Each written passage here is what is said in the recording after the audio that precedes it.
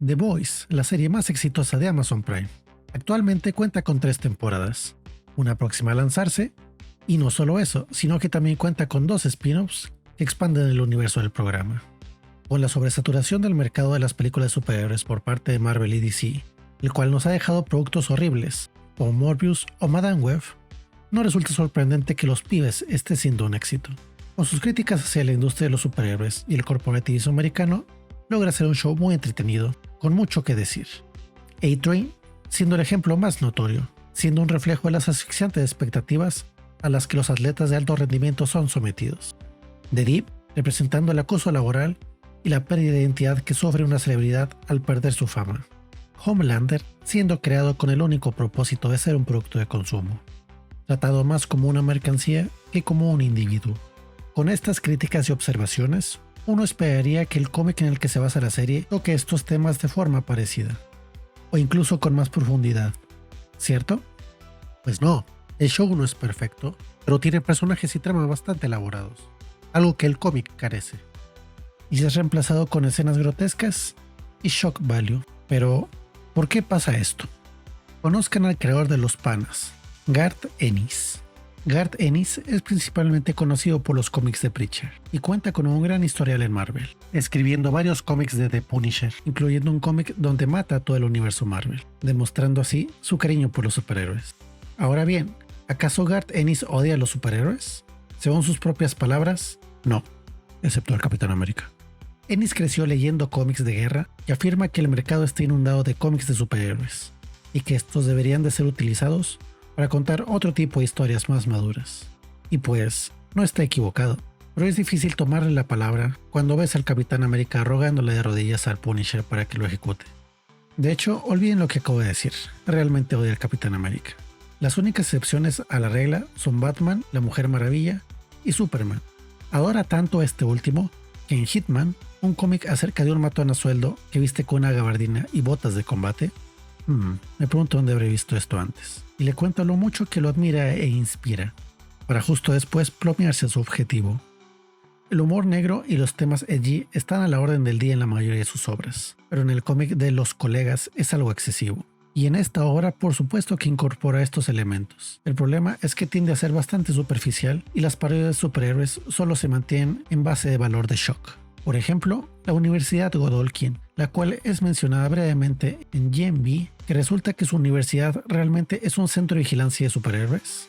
Bueno, en los cómics es el equivalente a las Islas Epstein. Shazam sigue siendo un niño, excepto que cuando se transforma, se convierte en un violín compulsivo. Todos los héroes tienden a ser depravados sexuales, psicópatas, racistas, llenos de rasgos grotescos que presentan poca o nula diferencia entre ellos. Nada de esto es suficiente para formar una narrativa.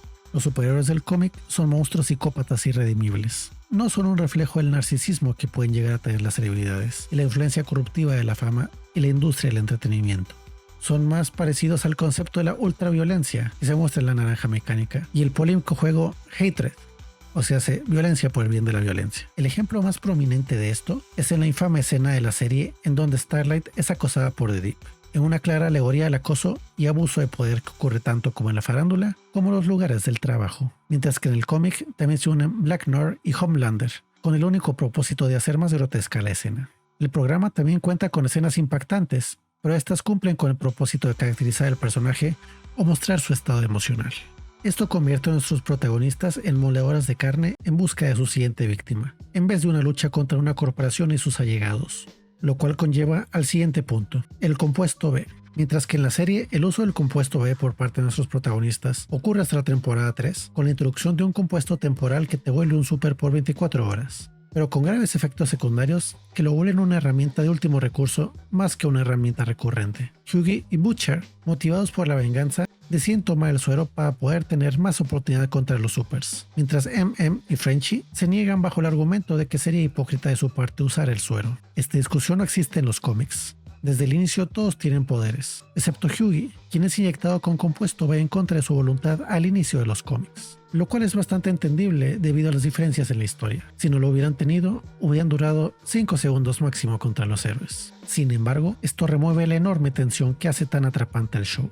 En el show, cada vez que un superhéroe sale en pantalla es un enorme peligro. Esta gente son simples mortales que están desafiando a lo que serían dioses por comparación. Esto no pasa en el libro. Los supers son tan estúpidos que usualmente los cuates los agarran desprevenidos, y los encuentros son reducidos a simples masacres perpetradas por los OC Edgy de Ennis. Todos los arcos del cómic son así, siguiendo la misma fórmula a tal punto que deja de ser impresionante y se vuelve tedioso y repetitivo. La fórmula es la siguiente. Los compadres se encuentran en un grupo de superhéroes que son una clara parodia de alguna agrupación de Marvel o DC, que nos hace hincapié en lo monstruosos y degenerados que son. Los canales entran y los aniquilan, y el ciclo se repite una y otra vez. Este video no fue hecho para mostrar las diferencias entre la serie y el cómic.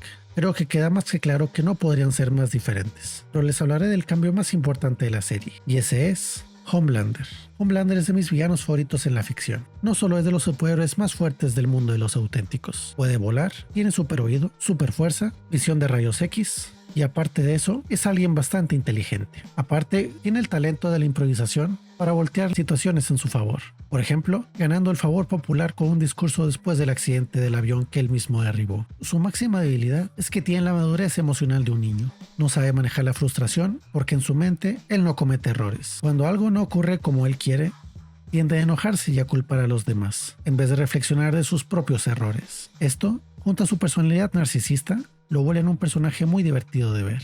Desgraciadamente, su contraparte del cómic no es un personaje tan interesante ni de cerca. Es un psicópata violento, sí, pero realmente hay subs que son mucho más degenerados que él. No solo eso, sino que incluso es más manso. Hijo de Stormfront y una mujer desconocida, fue creado para ser el super más fuerte de Vought y ser el líder de su producto más exitoso, Los 7. Al inicio todo iba bien, Homelander era feliz, incluso tenía una brújula moral decente. Todo marchaba viento en popa, hasta que... el final. Tal vez es muy tarde por una advertencia de spoilers, pero no importa. Spoilers para el final del cómic. Homelander recibe unas fotos de él cometiendo atrocidades. Habló de masacres, canibalismo hacia bebés y demás cosas repulsivas. Pero él no recordaba haber cometido estas atrocidades. Aterrado, sufre un colapso para después resignarse, aceptar su naturaleza violenta y realizar una revolución con el resto de los superhéroes. Ya en la Casa Blanca, Butcher se prepara para enfrentarse a Homelander, cuando... ¡sorpresa! Resulta que Homelander no forzó a Becky, ni hizo todas esas cosas malas. Fue Black North todo este tiempo. Resulta que Negro Oscuro fue un clon de Homelander y él fue quien hizo todo el despapalle. Y... lo siento, pero este final es increíblemente estúpido. El imbécil fue literalmente gaslighteado para ser malo y cayó redondito en el plan más estúpido de la historia. ¿Y por qué hizo esto oscuranto? Resulta que él era un clon de Patriota, cuyo propósito era eliminarlo en caso de que éste se volviera malo. Pasó el tiempo, vio que no era malo, y eso causó que se volviera loco y tomara el asunto en sus propias manos. Lo cual se me hace un plan bastante estúpido por parte de Bob. Claramente no tenían un plan en contra de Black North por si este se volvía malvado. Me recuerda a la famosa escena de Los Simpson.